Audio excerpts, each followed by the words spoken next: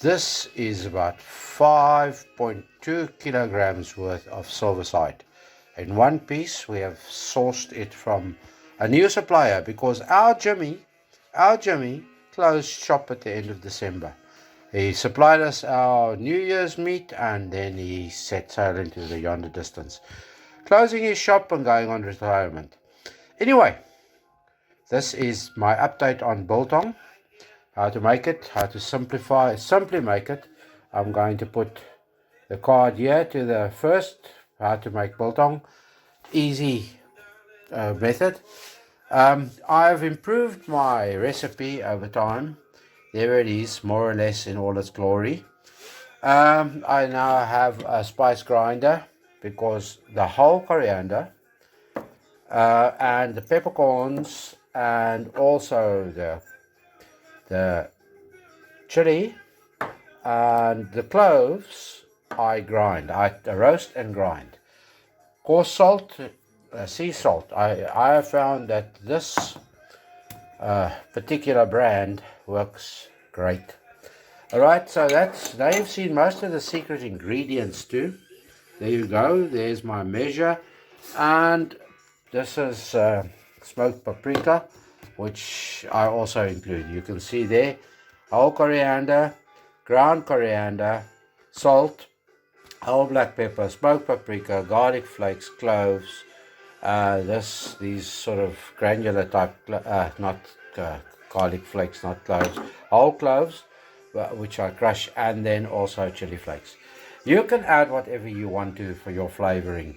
That's my mix and only my mix. I find that family devour this stuff, from the littlest to the oldest.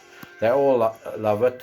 So my mix is sort of perfected over quite a few batches. Anyway, there's my vinegar mix. That is brown malt vinegar, white vinegar. This is literally 40% brown, 40% white, and the remaining 20% is cider vinegar, apple cider vinegar. That's all your spices and herbs and everything else that we do here. There's the meat. I'm going to open up the meat and I'm going to cut it and clean it and trim it and all those nice things. I'll also roast the necessary spices. You just want to toast them lightly, but I'll show you that when we're doing it. With the assistance of the good lady cinematographer, because I need her nose to smell, as I have no sense of smell. Look at that. I think this is ready to come off. Yeah, we don't want to burn it, because if you burn it, it goes bitter. So I'm going to take it out of the pan as soon as possible so that it stops the roasting process. That's all we wanted to do with our coriander, our cloves, and our whole peppercorns. Okay, I've cleaned the meat, trimmed it. I mean, all the excess sinew and membrane and that kind of thing.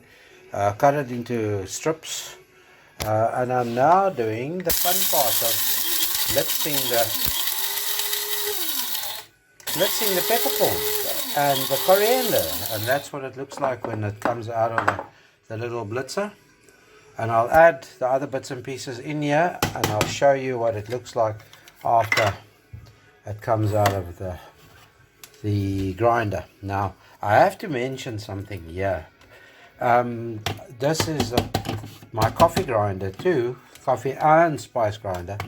So to prevent the spices tasting of coffee or smelling of coffee, I cleaned the grinder out thoroughly with a little brush, shook the living daylights out of it, and then I actually ground some peppercorns to make sure that there's nothing retained, and I disposed of that. That didn't go into the mix. Okay, so I just want to mention something critical. This is a meat product. So I have taken all the care possible to be hygienic, to do everything clean.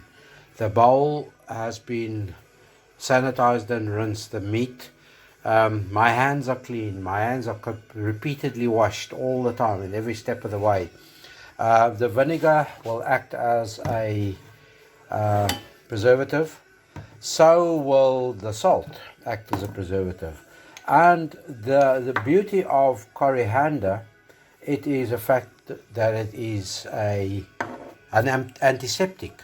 So the meat, once it gets treated, and I now place it in the tub and I layer it, and I'll show you that process too. But once it gets into the fridge and cooled to marinate or to soak up the goodness for between 12 and 18 hours, depending. I usually do it around 14 to 16 hours. My mix of vinegar is not strong, so it doesn't overpower the flavor. Anyway, I just wanted you to know that hygiene is very, very important. Food safety, and also just common sense. The curing box, the Biltong box, is sealed.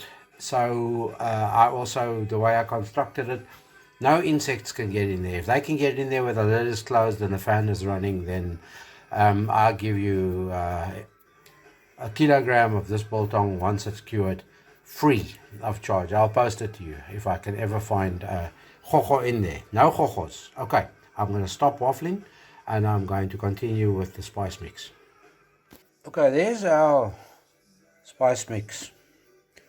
I also took the dried chili flakes and pips and blitzed them together with the garlic granules just to get a finer consistency throughout. I don't like chili pips stuck randomly all over the place. Now it's mixed right through.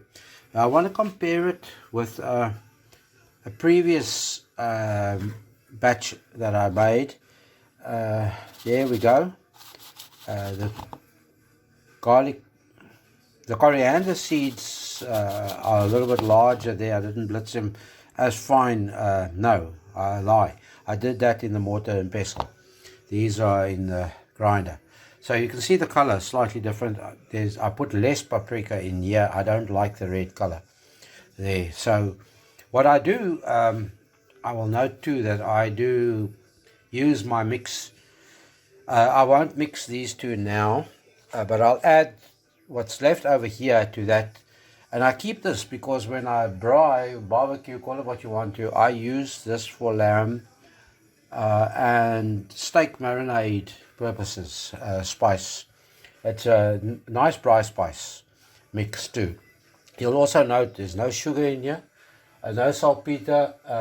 I steer away from using pink salt. I tried it once. I found that the salt was overpowering, even although I only used my 50 milliliters of salt in this mix. That's all that's in here, 50 milliliters. Now, I know I use milliliters and grams, but I try to mostly use milliliters here because the bottles come in grams, but I just use the full bottle, so you'll get the idea for the coriander. The others, all milliliters, I use the little spoons. Okay, I'm going to stop waffling once again.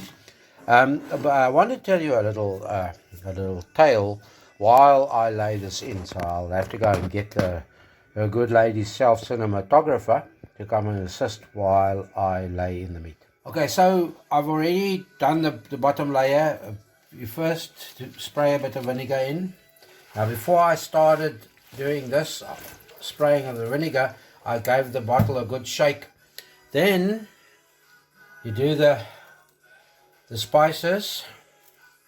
I usually use my hand because I can control it much better. But as I said, I want to tell you a quick little tale. My grandfather, very astute, wise man he was, he used to say that every Afrikaner will create or attempt to create his or her own political party, his or her own school, his or her own church and religious organization. And I've added that every single Afrikaner / South African will claim to have their own secret recipe for biltong and or dry horse. So I am cordially inviting you to try my recipe, my method out, and to leave comments. We're going to go crosswise again.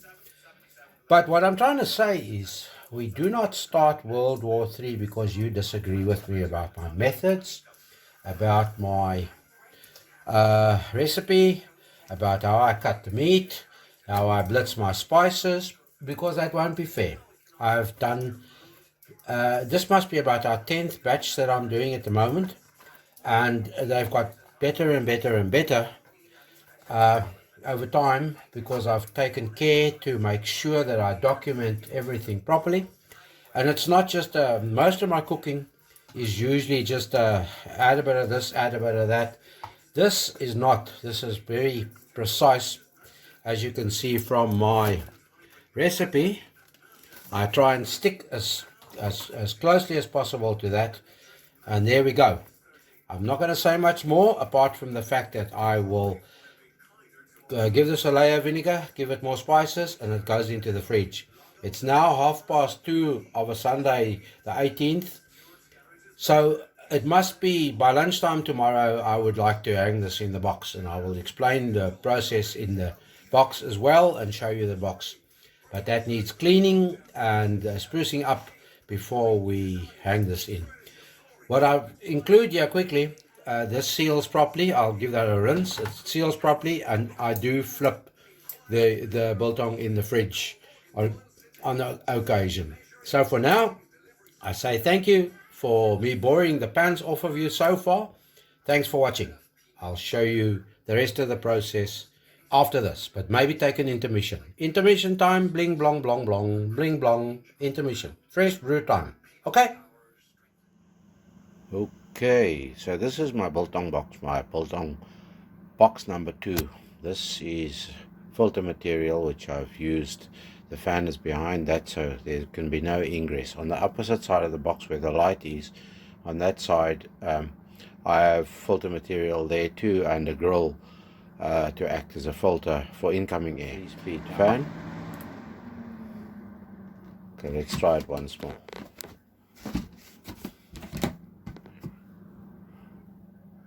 Okay, let's give it a go. Low speed, medium speed, full speed. Full speed ahead. I think the box is warming up nicely, so that's why we have not had expellation of cold air. Okay, I'm also expelling a lot of hot air, waffle, I think, at this point in time. So there you have it. There's the box, there's the rungs, there's the light. I'll lift that light up a little bit, and then we'll hang the biltong, and I'll show you once it's been hung. There you go. It's a few hours after hanging.